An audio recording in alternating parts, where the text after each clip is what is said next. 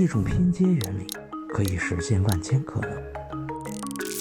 早在1958年，这种运用在积木中的圆形凸起就被申请了专利。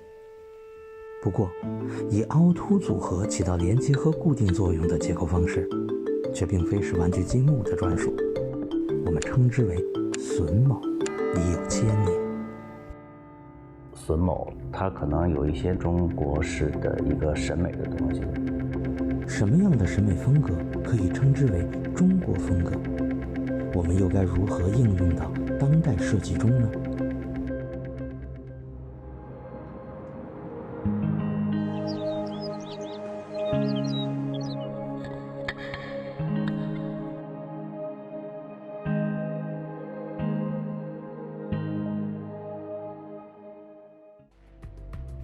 我是张凡，清华美院毕业，专业是工业设计。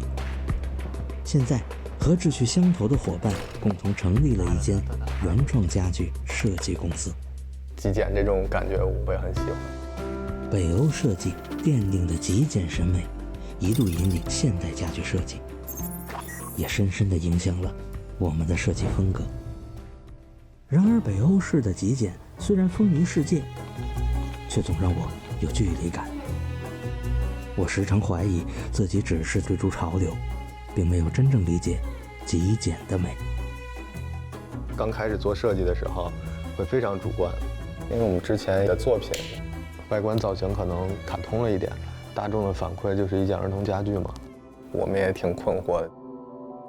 如何才能让我们的设计不停留于表面？我有幸找到一位老师，他说我们要回到自己熟悉的生活中，用一种陌生的视角去重新认知，深入中式审美的根源，从而找到属于我自己的设计美学。今天人所需要的不是他司空见惯的东西，包括设计也好，艺术也好，可能要做出一种陌生感。这个陌生感可以从旁边来，也可以从过去来。邵帆老师有着画家、雕塑家、设计师的多重身份。他以中国古典家具为载体，对距离当下有些遥远的中式审美做出了既熟悉又陌生的诠释。这在我们看来好摇滚啊！五芒星，古希腊的一个图形。我按照那个八仙桌的样式，这些线条都没有动，更像一个思维游戏。中国呢，我觉得是一个审美的民族，在中国古人，它甚至大于文化。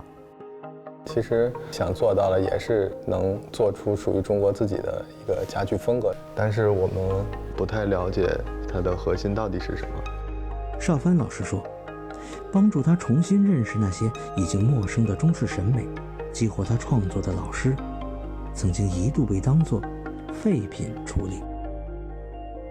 90年代初的时候，我喜欢收一些老家具，那时候很便宜，都是一些残破的英式家具。这个柜子应该挺有历史的吧？对。正是这些废弃的明式家具，在90年代启发邵帆老师重新理解中式审美，使他的创作达到了新的高度。明式家具是我的设计老师，碰触到很多中国式的一个审美的东西。但是这些木头之于我，还是过于陌生了。我不知道明代的这种做法能否被我们沿用到现在的生活以及设计当中。明式家具线条非常简练，造型的那个张力也很大，它的确是有极简的这种风格在里边。北欧就有很著名的一把椅子，也叫圈椅嘛，它直接可能从明式家具里边提取一些东西。邵帆老师向我介绍的极简主义是在西方工业化背景之下产生的，旨在丢掉繁复的装饰，追求简约与实用。而这种简约之风却早已为中国古人所推崇，明式家具更是被比作北欧极简审美的鼻祖。一不小心，我竟然找到了极简审美的鼻祖。那么，中式简约和北欧极简的差别是什么呢？邵帆老师告诉我，想要了解中式简约之美，必须要从了解榫卯开始。无从下手。最好先把这块推进来，把这个整个先下来。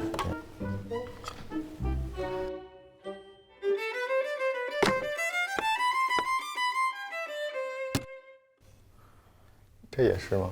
这也是一个很有意思的一个十字榫。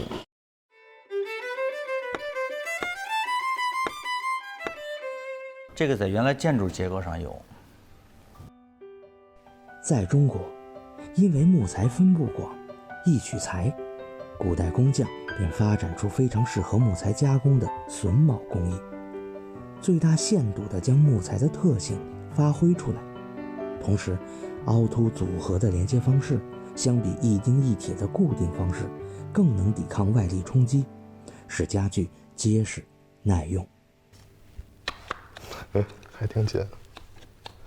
木料吧，就是它这个收缩，热胀冷缩了。这个是前几年等于我是把我们明式家具所谓的一些结构啊、线条的一些审美的东西抽出来，放在一个跟家具没有关系的一个东西上面。这个我就说这个叫明式睫毛。但这个榫卯做的还真是非常精细。其实我就是在挖掘它自身的那个榫卯和线条结构的这种关系。比方说它通过榫卯的一个结合，是如何把自身藏在里边。精湛的工艺可以使榫卯的连接既严丝合缝，又相互独立。对于古人来说，这样的设计便于维修和搬运。它是一个山西的一个亭子。这是怎么运过来的？分部件进来？对，拼积木的感觉。拼起来。那也是就是全榫卯，没有钉的。对，就插上就行了。非常科学吧？它做起来特别快。榫卯结构它是一个细胞，用今天话说来是个模块化的一个概念。紫禁城14年就建好了，比如说建筑的所有的梁柱，它都可以在别的地方去制作，然后同时运到北京来一安装，它的所有的制式都是相互都可以对上。榫卯可以将复杂的结构化繁为简，藏于简单的线条之中，也可以叠加组合，依身万物。这些或许才是中式传统审美的精髓所在。想要更加深入中式审美的传统，也许我们需要把榫卯放大来看。这建筑还是很漂亮的。到现在1000年，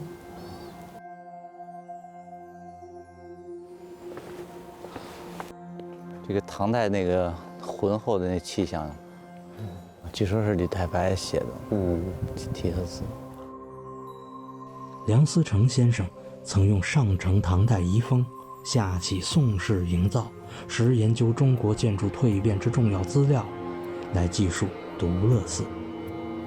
确实，从眼前建筑的审美气韵之中，好像就能感受到1000年之前一整个时代的风貌与审阅。这么一眼看上去，全部都是榫卯结构。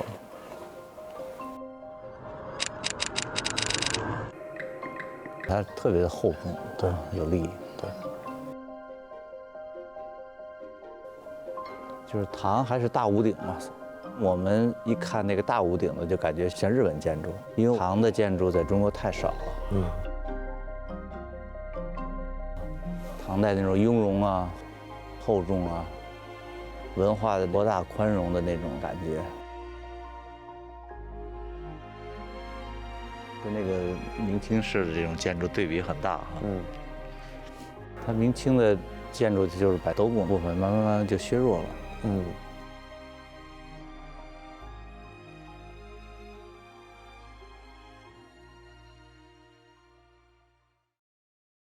这几棵树还是一个有年头了。那说明这儿原来可能应该有一条街，但可能就是树这么宽的。对。但我不知道你怎么看，就是一到这儿来，就是可能边上没有这种建筑嘛，起了一些新的仿古建筑，我老觉得是个问题。这个地方是新的，那么我们就做今天的建筑，用一个现代的方式，现代的一个审美的东西，那么可能会跟以前的能够有一种对话是可以的。其实我觉得还是对这种文化有敬畏感吧，不敢去做这种突破。在我们的概念中，中式审美仿佛一直有一个被称之为传统的框架，框架之中的各种符号如同榫卯一样拼接在一起，看不出缝隙，而让我们忘记了它们本来的样子。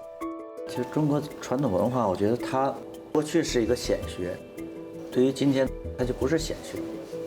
中国文化可能缺少一个现代主义的进程，跟今天的生活是有所脱离的。我们今天进入到一个后工业时代也好，或者是一个数码时代也好，这个时候呢，它会造成了一个框框，可能会去限制它的这种欣赏。想要重新认识中式审美，就要拆掉这个框架。邵帆老师为我介绍了一位大胆的榫卯匠人。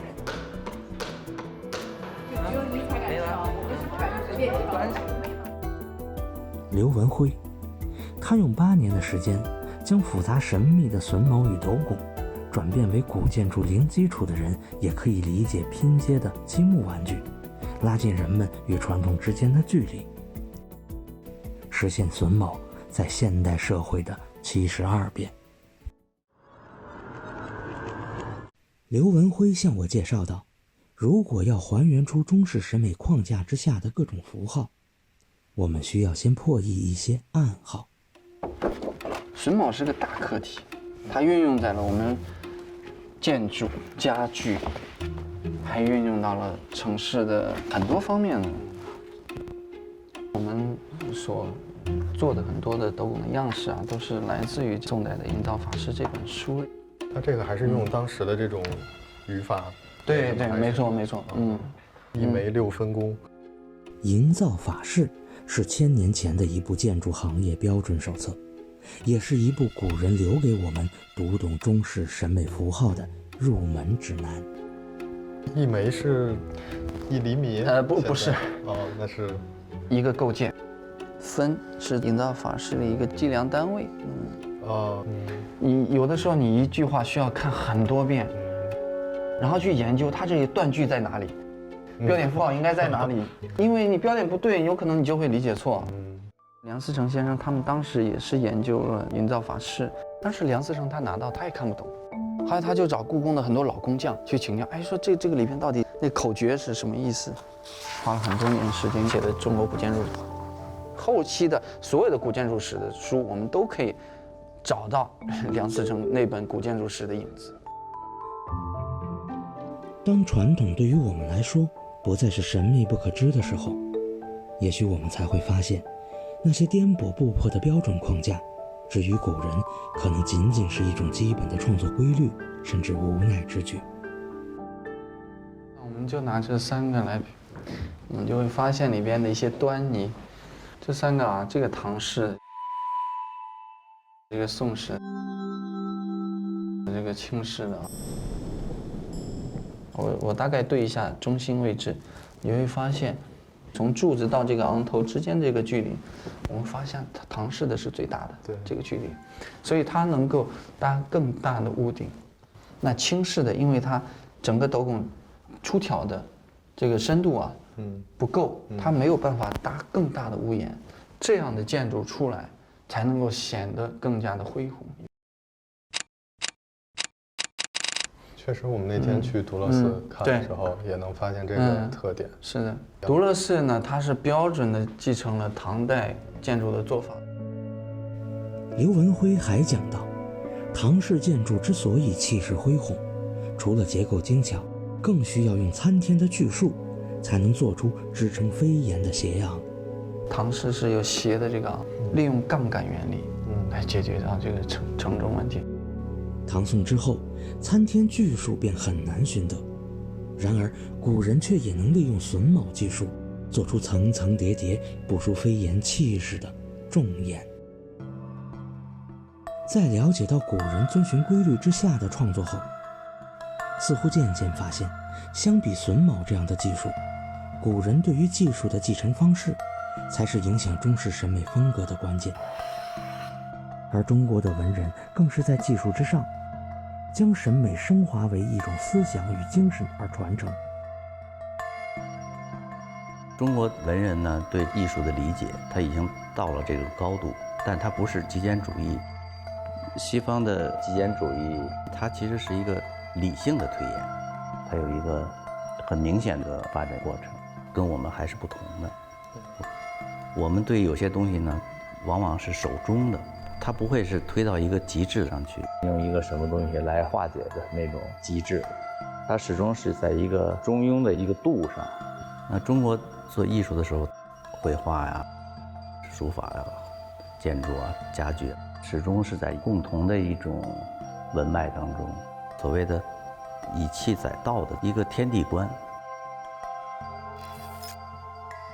这是个千年老樟树，长得非常的奇特。相传是宋代的樟树，它在我们美院里面是年纪最大的一棵老樟树。所以美院很多树啊，都保留了在建校时候这片土地原有的这个树木。对，来于自然，还于自然，这也跟我们的哲学思想是完全相通的。中国人对室内室外这种关系，它是一种特别敏感的，有一个天人合一的这么一个状态，跟自然呢它是融在一起的。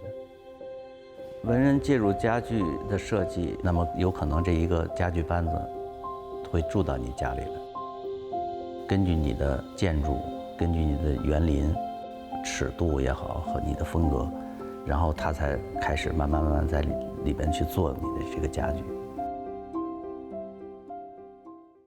现在的设计肯定是一个综合学科的一个汇总，工艺、材质、成本都会影响这个设计最终呈现的方式。不同于极简主义的理性极致，中式简约背后隐藏着的是古人的中庸哲学。